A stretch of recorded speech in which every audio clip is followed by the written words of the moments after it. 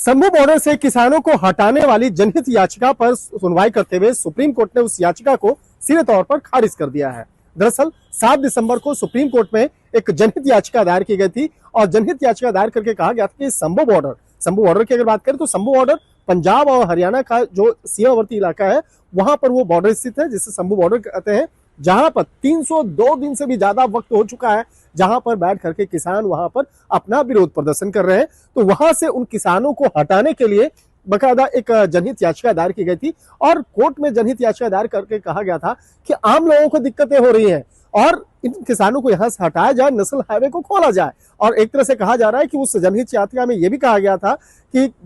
भारतीय न्याय संहिता और नेशनल हाईवे एक्ट का भी यहाँ पे उल्लंघन हो रहा है, यह अपराध हो रहा है। तो इस मामले में कोर्ट संज्ञान ले और इस मामले पर आदेश दे। तो इन तमाम मामलों पर जैसे ही कोर्ट में सुनवाई की प्रक्रिया शुरू हुई थोड़ी देर के बाद ही कोर्ट के द्वारा इस मामले में जिस तरह से सुनवाई की अगर बात करें तो जस्टिस सूर्यकांत और जस्टिस मनमोहन की जो पीठ है इस मामले पर सुनवाई कर रही थी और उसके बाद थोड़ी देर के बाद इस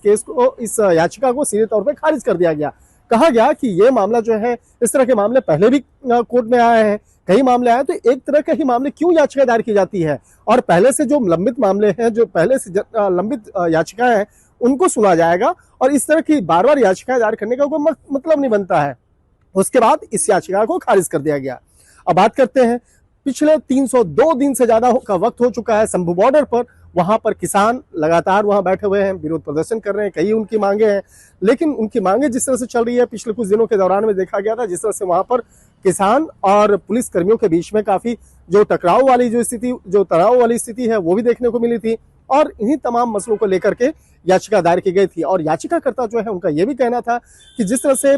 आम लोगों की बात करें तो आम लोगों के मौलिक अधिकार का उल्लंघन हो रहा है, क्योंकि वहां पर वो जाना चाहते हैं, उस नेशनल हाईवे से जाना चाहते हैं, लेकिन 302 दिन से भी ज्यादा का वक्त गुजर चुका है और जिसके चलते लोगों को परेशानियां आ रही हैं। लेकिन जिस तरह से कहा जा सकता है कि अगर किसान आंदोलन की बात करें या लोग जिस तरह से किसान वहां बैठ करके विरोध प्रदर्शन कर रहे हैं, तो इन तमाम मामलों को लेकर कोर्ट का कहना था कि इस तरह की जनहित याचिका पहले भी दायर हो चुकी है और कुछ मामले कोर्ट में भी लंबित पड़े हुए हैं, तो पहले उन मामलों का पहले निपटारा करेंगे और इस तरह की जो बार बार याचिकाएं जो है दायर करने का मतलब है पब्लिसिटी स्टंट है, तो पब्लिसिटी स्टंट के लिए इस तरह की याचिकाएं दायर ना किया जाए। और जिस तरह से अगर किसान आंदोलन की बात करें तो किसान आंदोलन जिस तरह से पहले भी चलता रहा है, तो वहां पर किसानों का यह कहना था, जिस तरह से पहले कुछ दिनों पहले जिस तरह तनाव देखने को मिल रहा था, किसानों का कहना है कि वो अगर बॉर्डर खोला जाए तो वो पैदल जाना चाहते हैं, लेकिन हरियाणा पुलिस का कहना है कि ऐसे वो जाने नहीं देंगे क्योंकि हो सकता है कानून व्यवस्था खराब हो जाए। और जिस तरह से पहले देखने को मिला, जिस तरह साल 2020 में जिस तरह से देखने को मिला था कि काफी किसान आंदोलन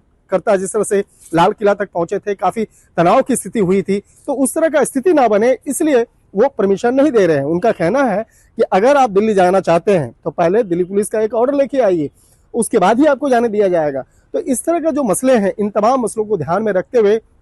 जिस तरह से पिछले कुछ दिनों से विवाद और तनाव की स्थिति संभू बॉर्डर पे हो रहा था, इसी बात को ध्यान में रखते हुए गौरव लुथरा नाम का जो शख्स है, जो गौरव लुथरा जो मूल रूप से पंजाब का रहने वाला है, पंजाब के जलंधर का रहने वाला है, उसके द्वारा एक याचिका कोर्ट में दायर की गई थी और इस याचिका को तो खारिज कर दिया गया है, लेकिन निश्चित तौर पे अभी भी यह मसला बेहद चर्चा का विषय बना हुआ है, क्योंकि लगातार जिस तरह से किसानों के द्वारा आंदोलन हो रहा है, निश्चित तौर पे यह मसला बेहद चर्चा का विषय बना हुआ है। शंकर आनंद, न्यूज़ 18 इंडिया, दिल्ली।